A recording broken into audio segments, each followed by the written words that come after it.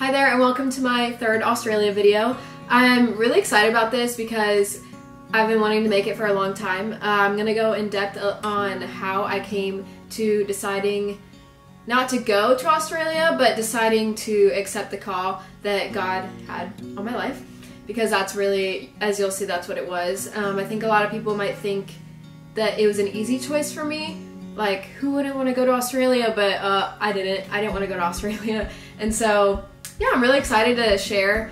But I think that if you're following me on this journey, I really want to be raw with everybody and not just show the good parts of this whole thing, but the bad parts too, because it has been an emotional roller coaster. There's been good, there's been bad, there's been scary, there's been awesome, like everything. And so I just want to be really open with you, and I think this is going to be one of the first videos where you get to see kind of a different side of this whole process. So that being said, I will start from application season, senior year, the season you have to make a decision on what you want to do with your life for the next 4 years.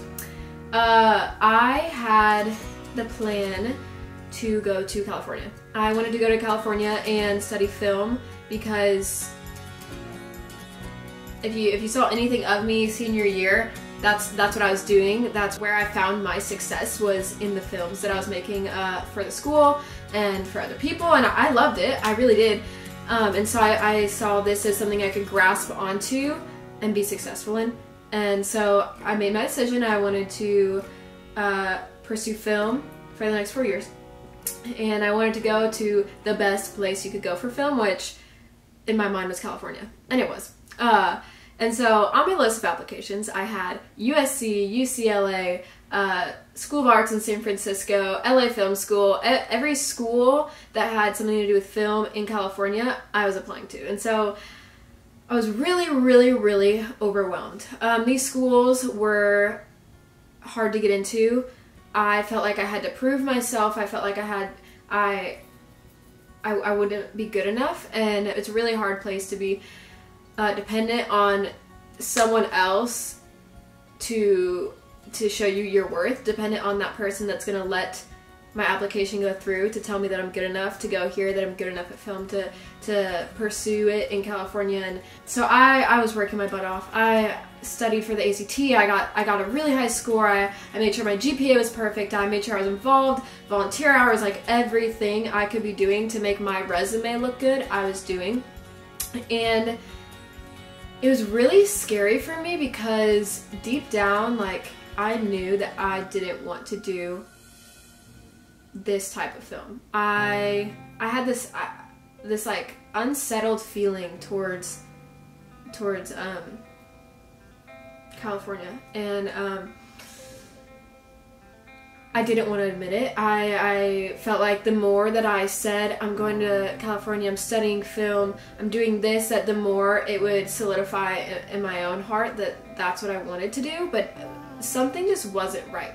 And I remember going to Colorado with my mom to do a college visit to a smaller school, and during that time I was doing my USC application. I was finishing it up, and I remember like sitting there reading every single word of the paper I'd just written, like me and my mom like questioning every word. Is that right? Should we use a comma or a period, exclamation point, like stupid things, like making sure this paper was good enough to get me in. And I turned it in, and I was like, okay. And that was almost scarier because now it was like, okay, the stress of the application is gone, but now it's the stress of, am I good enough? And on the train home from Colorado, if you've ever ridden the train home and eaten a meal on the train, you know that they make you sit with strangers. And so we were at dinner on the train, sitting with these strangers, and of course they ask like, oh, why are you in Colorado, all this stuff, and we tell them, oh, I'm visiting a school because I wanna go to film school, but I really want to go to California. And this dude chimes in, and he's like, oh, I lived in California, like, don't go, it's not worth it. And this other dude's like, oh, go. And I'm sitting there having this discussion for literally an hour, like pros and cons, all this stuff, and I have this unsure feeling in myself, and then I'm overwhelmed with videos with the school that I don't even want to think about, and I'm hearing things from my parents, I'm hearing things from my friends, from my teachers, oh, you'd be good at this because because you're succeeding now, like do this. And like it came to a point where I'm sitting on the train and I'm like, I don't even know what I want to do. My judgment was so clouded by everyone else's opinion of what I should do with my life. And I remember sitting on the train in bed because my mom had paid more money so that we could sleep overnight on the train, and I didn't sleep at all because I was having a midlife crisis, as I called it. And I was like, I don't even want to do film anymore. And if I didn't have film, I didn't know what I was going to do with my life. And I was sitting there, and it was the first time that I really felt like I didn't know. I didn't know who I was. I didn't know what I was supposed to do. And I was really like, I faced that thing of, I haven't felt right about California this whole time. I really haven't. And so I get off the train, no feelings are settled. I go home and I'm like, what if? Like, what if I just asked God what he had for me? And I hadn't yet because I was scared that he would reveal to me that California was not what he had for me. And I was so scared of losing that dream that I grasped onto it that I didn't want to ask him. I get on my phone and I start going through social media and I see Amy McWilliams has posted a thing about her going on this thing called World Race. And I'm like, oh my gosh. And basically what World Race is it's a 9-month mission trip in 3 different countries, each for 3 months. And I saw that and I'm like, this is it. Like, I'm gonna do this. And I start researching it and I just start crying. Like, I remember crying in my bed, researching this, being like, this is what I'm supposed to do. I'm supposed to do this. And I was thinking about packing my bags and making my bed for the last time and walking out the door for 9 months and like doing it, and it terrified me. Like, that's why I was crying. I was terrified. I was like, God, I don't want to do this, but I know that like I'm supposed to do this. Like, I'm supposed to choose you for a year. And so that was the first time that I really sat down with God and I said, okay, like, I'm allowing you to reveal to me what you have, and I'm gonna put this California thing to the side. I mean, I was still considering it, but I just want to make sure that, like, if you want me to go to California, I'll go, but if not, I'll do what you want. And so I started praying about it, and I was like, okay, I'll give it 3 months. I'm gonna give it 3 months. I don't want anybody else to know that I'm thinking about this. I don't want anyone else's opinion. I didn't want to have what happened with California to happen with this and be so flooded with opinions and everything else that like I didn't know what was from God, what was from me, and what was from others. I wanted it to be solely between me and God. And so I was like, I'm not going to tell anybody for 3 months. Started researching this other program called YWAM, Youth with a Mission, and I had heard about it through some other girls that had gone at my church, and I looked it up, and all of these places came up, like hundreds of places that I had the option to go to. And it was like Germany, Denmark, England, Ireland, Thailand, Africa, and I was looking at all these places and I was like, how am I gonna choose? Like, what? I would love to live in this place, but I would also love to live in this place. And so I was just so overwhelmed. I shut my computer. I was like, World Race it is. Like, this is cool. It's easy to choose. Everybody's gonna like be so amazed. Like, 9 months. Oh my gosh, people are gonna go crazy. Like, this is cooler anyways. I really was basing it on more what other people would think about my choice and doing the thing that is more risky, more advanced. And so I decided World Race. I'm praying about this. I'm praying about California. I'm praying about what he wants me to do this next year. And I decided to look at YWAM one more time because there was something about World Race that just didn't click, and I didn't want to admit it, so I was just kind of like looking into YWAM again, and I noticed on the side they had this thing where you can narrow down the dates, or you can narrow down the places by a study. And so I was like, oh, okay. So I searched film and 2 popped up, you know, compared to like 500, like 2.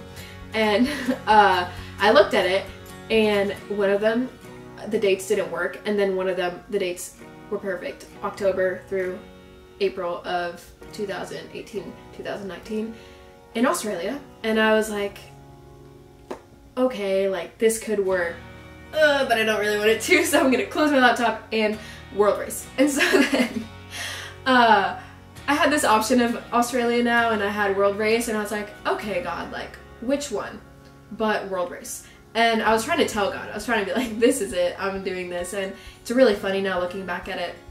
And so I have these ideas, I'm still going with my 3 months.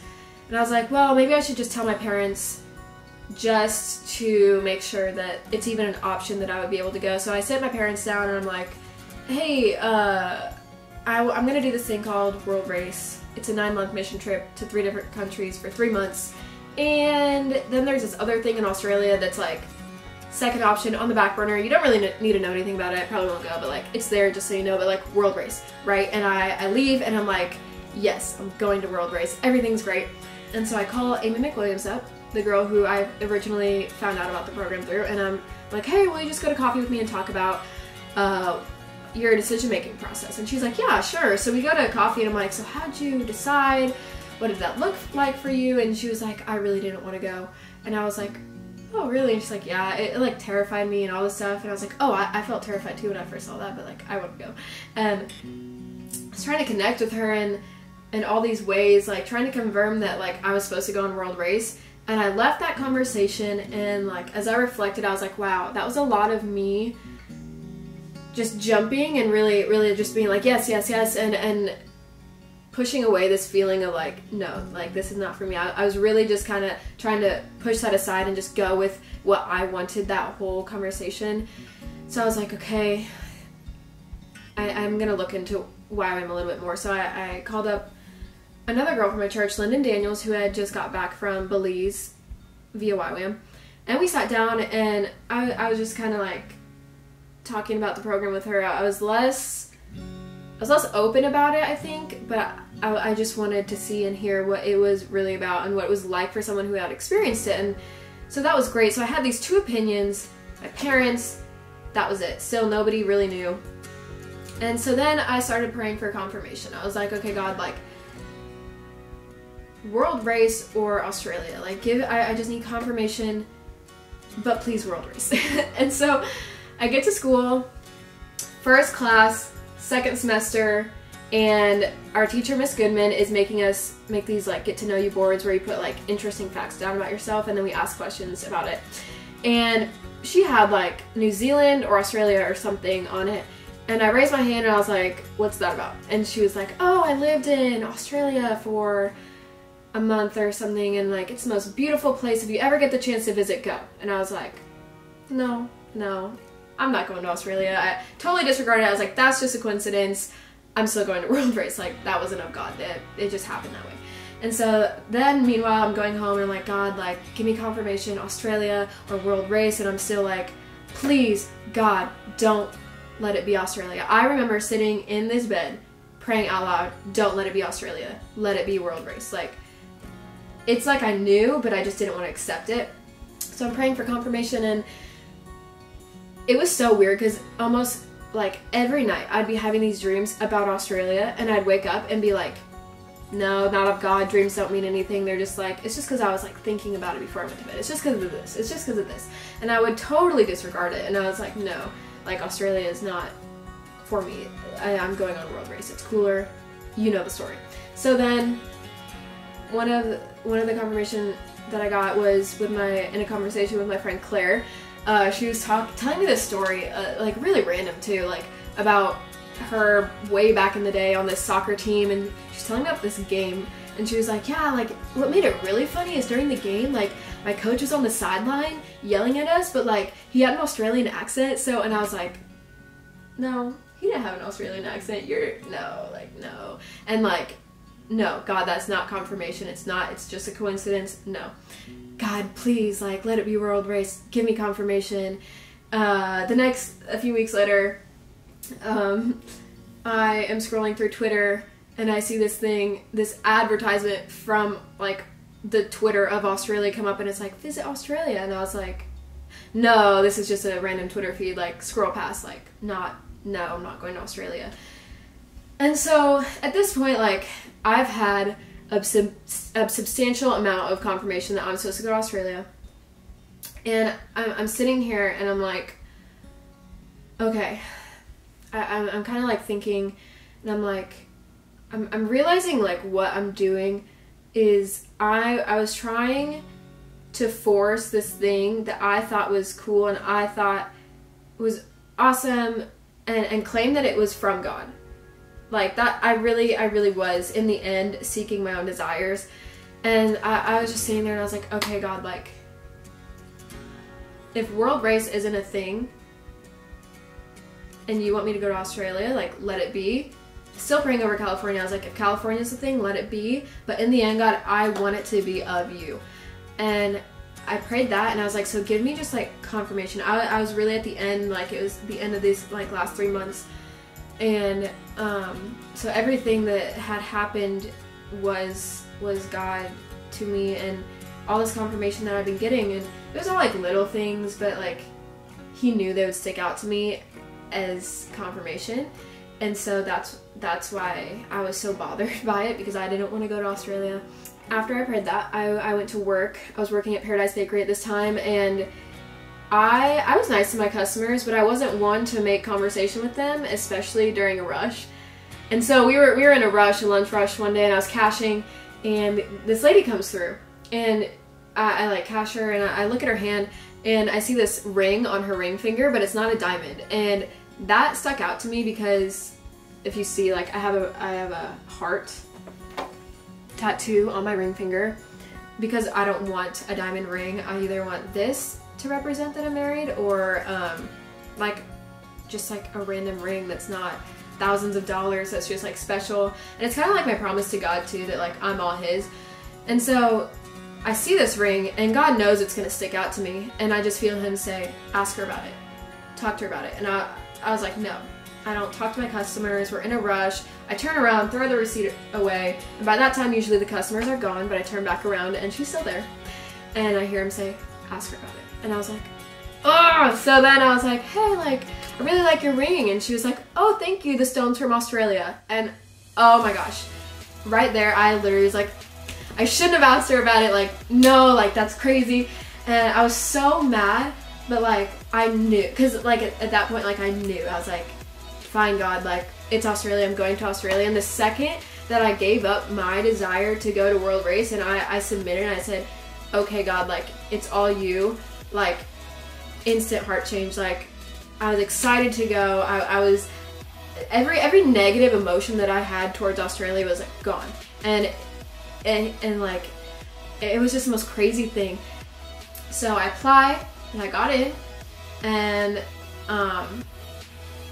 then I gave it another month to pray about like how I was gonna tell people all this stuff, and I was like, I'll do it through video, like, this is awesome. And so yeah, the rest, I mean, you've been a part of. You've seen the announcement video, if you've been following, you've seen the fundraising aspect, and now you hear the story behind it all. And so I hope that gives it a little bit more context of it, and how, like, how it all came to be, because for me it wasn't easy, and no, I didn't want to go, but now I couldn't be more excited. We are 1 month out almost, and so yeah, I'm so happy. And thank you if you sat through this whole video, because I'm just now realizing it's like 20 minutes. So thank you guys for sticking with me through this, and of course there will be more videos to come.